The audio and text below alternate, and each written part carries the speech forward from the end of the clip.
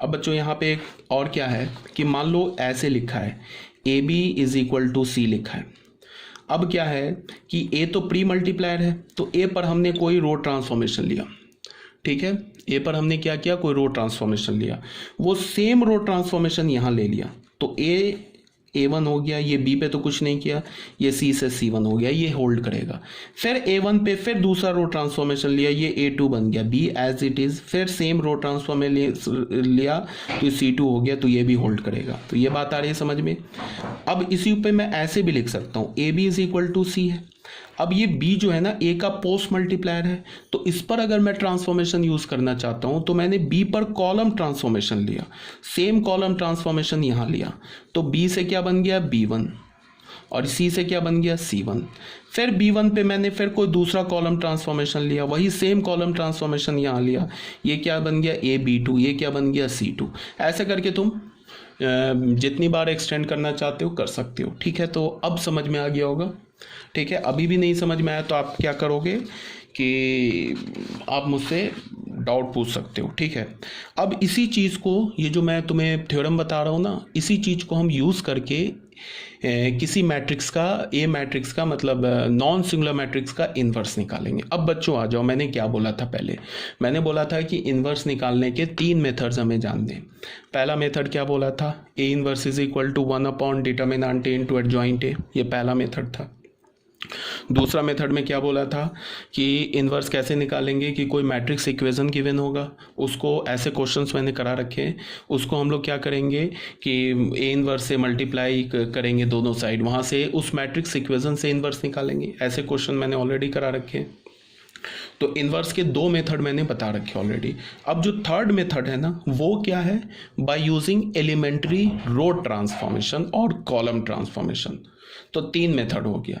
अब क्वेश्चन कैसे आएगा, क्वेश्चन में जो ये, अच्छा पहली बात की, ये जो मैं अभी बता रहा हूँ ना रो कॉलम ट्रांसफॉर्मेशन, ये जेईई मेंस एडवांस में नहीं है, आ रही बात समझ में, और बाकी किसी कॉम्पिटिटिव एग्जाम में नहीं है, ये सिर्फ बोर्ड में है, ठीक है।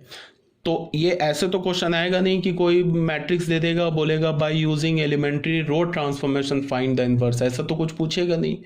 तो ये सिर्फ बोर्ड के लिए। तो इसमें मैंने क्या बोला कि ये तीसरा मेथड है इन्वर्स निकालने का। तो इन्वर्स कैसे निकालेंगे वो बता रहा हूँ। अच्छा, उससे भी पहले क्वेश्चन में क्या होगा, जो बोर्ड में बता दिया, जेईई मेंस एडवांस में नहीं है टॉपिक, बोर्ड में है। तो बोर्ड में क्या होगा कि हमें ऐसे कोई एक मैट्रिक्स दे देगा, ठीक है। और अगर मान लो कि मैट्रिक्स दे दिया और बोला क्या कि find the inverse of this matrix, इतना बोल के वो चुप हो गया, तो इसका क्या मतलब है कि अब तुम्हारे पास एक मैट्रिक्स, सिंगल मैट्रिक्स दिया, तो अब तुम्हारे पास 2 ऑप्शन है। पहला ऑप्शन क्या है कि या तो तुम 1 upon determinant A into adjoint A use करके मैट्रिक्स का इन्वर्स निकाल लो, या तुम क्या है कि तुम एलिमेंट्री ट्रांसफॉर्मेशन यूज करके मैट्रिक्स का इन्वर्स निकाल लो, ठीक है। अब जो तीसरा जो मेथड है इन्वर्स निकालने का, वो तो यूज़ कर नहीं सकते हो, बिकॉज कोई मैट्रिक्स इक्वेशन नहीं गिवन है, वो तो सिंगल एक मैट्रिक्स दे रखा है, बोला इन्वर्स निकालो। तो तुम्हारे पास 2 ऑप्शन है, या तो एलिमेंट्री रो ट्रांसफॉर्मेशन यूज़ कर लो, एलिमेंट्री ट्रांसफॉर्मेशन यूज़ कर लो, या तो 1 upon determinant A into adjoint A use कर लो। लेकिन अब अगर क्वेश्चन में ऐसे हो कि फाइंड द इन्वर्स, कोई एक मैट्रिक्स दे रखा है बाय यूजिंग एलिमेंट्री ट्रांसफॉर्मेशन, तब तुमको एलिमेंट्री ट्रांसफॉर्मेशन यूज करके ही इन्वर्स निकालना होगा। अगर तुमने उसमें 1 upon determinant A into adjoint a formula use कर लिया तो फिर वो गलत हो जाएगा, मार्क 0/0 हो जाएगा, ठीक है। ये बात आगे समझ में। अब मैं क्या बोल रहा हूँ कि एलिमेंट्री ट्रांसफॉर्मेशन से इन्वर्स निकालने के 2 मेथड है। एक तो कॉलम ट्रांसफॉर्मेशन यूज करके इन्वर्स निकाल लो, एक तो तुम रो ट्रांसफॉर्मेशन यूज करके इन्वर्स निकाल लो।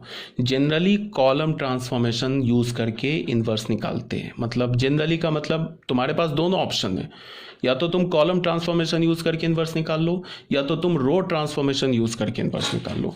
जनरली जो होता है वो क्या होता है कि रो ट्रांसफॉर्मेशन बच्चे यूज करके इन्वर्स निकालते हैं। बट अगर क्वेश्चन में गिवन है by using elementary row transformation find the inverse, तब तो तुम्हें रो ट्रांसफॉर्मेशन यूज करना होगा। अगर क्वेश्चन में गिवन है कि using elementary column transformation find the inverse, तब तुम्हें कॉलम ट्रांसफॉर्मेशन यूज करना होगा। और अगर क्वेश्चन में ऐसे गिवन है using elementary transformation find the inverse, तब तुम्हारे पास दोनों ऑप्शन है, या तो तुम कॉलम ट्रांसफॉर्मेशन यूज कर लो, या तो तुम रो ट्रांसफॉर्मेशन यूज कर लो, ठीक है। अब आ जाओ मेथड 1 में।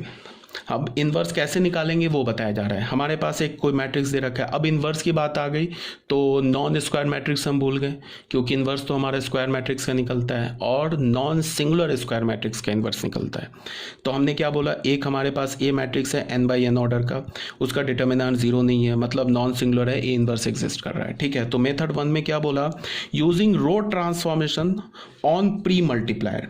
रो ट्रांसफॉर्मेशन यूज करके हम इन्वर्स कैसे निकालेंगे वो बताया जा रहा है। सबसे पहले हमने स्टेप 1 बोला, we know that i into A is equal to A होता है। ठीक है, ये बात आ रही है समझ में। हमने i को a के साथ प्री मल्टीप्लाई किया है। क्यों प्री मल्टीप्लाई किया, क्योंकि रो ट्रांसफॉर्मेशन यूज करने जा रहे हैं। अगर कॉलम ट्रांसफॉर्मेशन यूज करते तो हम क्या लिखते हैं, A I is equal to A. Row transformation में क्या लिखेंगे, आई ए इंटू ए। ठीक है, अब ये सब क्यों कर रहे हैं अभी तुमको समझ में आएगा जैसे जैसे आगे बढ़ते जाएंगे। उसके बाद सेकेंड स्टेप में क्या बोला, मेक राइट हैंड साइड एक identity matrix by some successive row transformation. Same row transformation is used in I pre multiplier of A. अब क्या करना है तुम्हें कि ये जो राइट हैंड साइड वाला है ना, इसको तुम्हें आइडेंटिटी मैट्रिक्स बनाना है। किसको यूज करना है, रो ट्रांसफॉर्मेशन को यूज करके इसे आइडेंटिटी मैट्रिक्स बनाना है। अब आइडेंटिटी मैट्रिक्स कैसे बनेगा वो तो मैं बताऊंगा अभी तुम्हें। अभी तुम्हें बस समझना क्या है कि तुम्हें रो ट्रांसफॉर्मेशन यूज करना है और इसे आइडेंटिटी मैट्रिक्स बनाना है, और इसमें जो तुम रो ट्रांसफॉर्मेशन यूज करोगे सेम रो ट्रांसफॉर्मेशन यहाँ यूज करोगे, तो ये इक्वलिटी होल्ड होगा। अभी जो मैंने पीछे बताया, इसको क्या करना है, आइडेंटिटी मैट्रिक्स बनाना है और सेम आइडेंटिटी मैट्रिक्स यहाँ यूज़ करना है। तो उसमें क्या होगा कि अब तुम देखो यहाँ क्या बोल रहा है, make right hand side identity matrix by some successive row transformation. कौन सा रो ट्रांसफॉर्मेशन यूज़ करोगे, कैसे करोगे वो अभी मैं क्वेश्चन में बताऊंगा। By some successive row transformation, same row transformation used in I pre multiplier of A. तो इसमें तुम रो ट्रांसफॉर्मेशन यूज करो, कितनी बार भी, 2 बार कर लो, 4 बार कर लो, 10,000 बार कर लो, वही सेम रो ट्रांसफॉर्मेशन यहाँ यूज करो। तो ये जब आइडेंटिटी मैट्रिक्स बनेगा, आई बन जाएगा, तो उस केस में ये आई क्या होगा, कोई मैट्रिक्स होगा बी। तो यहाँ पे हमें क्या मिल गया, B A is equal to I, तो ए का इन्वर्स ये बी मैट्रिक्स हो जाएगा, ए इन्वर्स बी हो जाएगा। अगर तुम इसमें रो ट्रांसफॉर्मेशन यूज किया, तुमने मान लो 5 रो ट्रांसफॉर्मेशन यूज किया, 5 रो ट्रांसफॉर्मेशन में ये ए मैट्रिक्स आइडेंटिटी मैट्रिक्स बन गया, तो वो 5 रो ट्रांसफॉर्मेशन तो तुम यहां भी यूज करोगे, तभी तो इक्वलिटी होल्ड होगा। तो मान लो 5 रो ट्रांसफॉर्मेशन यूज करने के बाद ये आई बी में चेंज हो गया, ए को तो कुछ नहीं करेंगे, तो B A is equal to I equation आ जाएगा। तो जैसे ही B A is equal to I आया, तो वैसे ही बी ए का इन्वर्स क्या हो जाएगा, बी हो जाएगा। अब मैंने तुम लोग को बता रखा है ना, अगर मान लो B A is equal to I given है, तो इसका क्या मतलब है, A B is equal to B I है। अगर बी ए आई के इक्वल है और ए और बी में से कोई भी एक नॉन सिंगुलर मैट्रिक्स है, तो A B is equal to B I है। तो A B is equal to B A is equal to I है, इसका मतलब ए का इन्वर्स बी है, बी का इन्वर्स ए है। ठीक है, अब आ जाओ थर्ड स्टेप हमारा हो गया A inverse is equal to B. अब आ जाओ मेथड नंबर 2, इसमें क्या बोल रहा है, यूजिंग कॉलम ट्रांसफॉर्मेशन। तो कॉलम ट्रांसफॉर्मेशन में हम क्या लिखेंगे, ए आई को ए का पोस्ट मल्टीप्लाई करेंगे ए। अब यहाँ क्या करेंगे, फिर राइट हैंड साइड को आइडेंटिटी मैट्रिक्स बनाएंगे।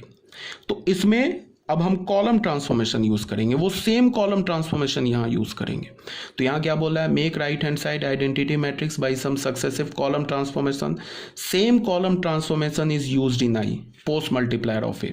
सेम कॉलम ट्रांसफॉर्मेशन यहाँ तुम यूज करोगे, ठीक है, ए में।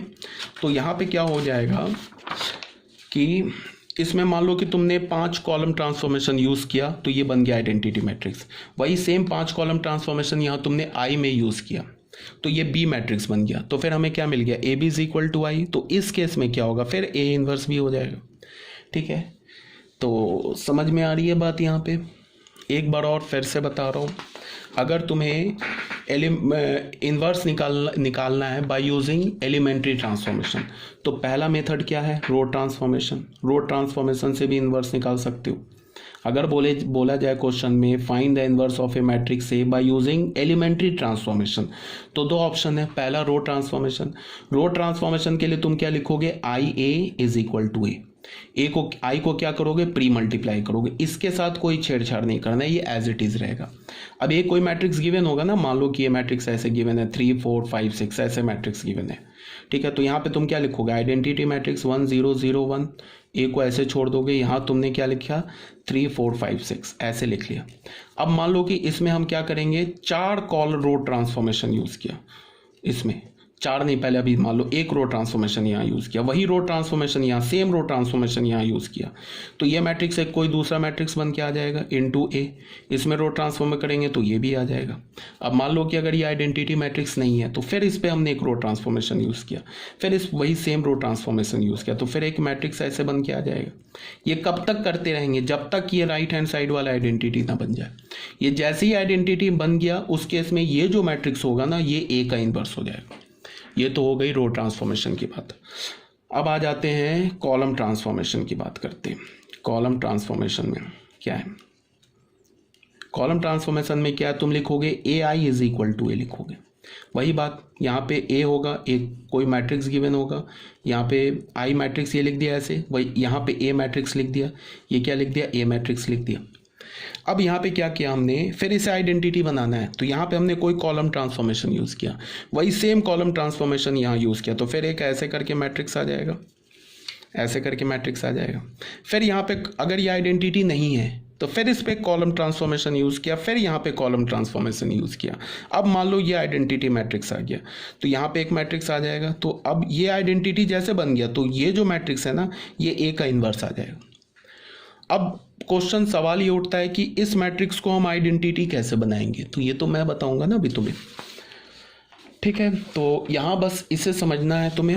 अब आ जाओ बच्चों, जो हमारा एक्सरसाइज 3.4 छोटा था ना, जो मैंने तुम लोगों को बोला था कि एक्सरसाइज 3.4 अभी रहने दो, अब हम लोग एक्सरसाइज 3.4 के एक एक क्वेश्चन को सॉल्व कर सकते हैं। ये सारे वीडियोस देखने के बाद आप हर एक क्वेश्चन को सॉल्व कर सकते हो। ठीक है, मैंने सिर्फ डिफरेंट टाइप्स के 3 क्वेश्चंस लिए, जिसमें क्या है, मैंने सारे कॉन्सेप्ट इन्वॉल्व कर दिए। बाकी तुम अपने एक्सरसाइज के सारे क्वेश्चंस कर लेना प्रैक्टिस के लिए।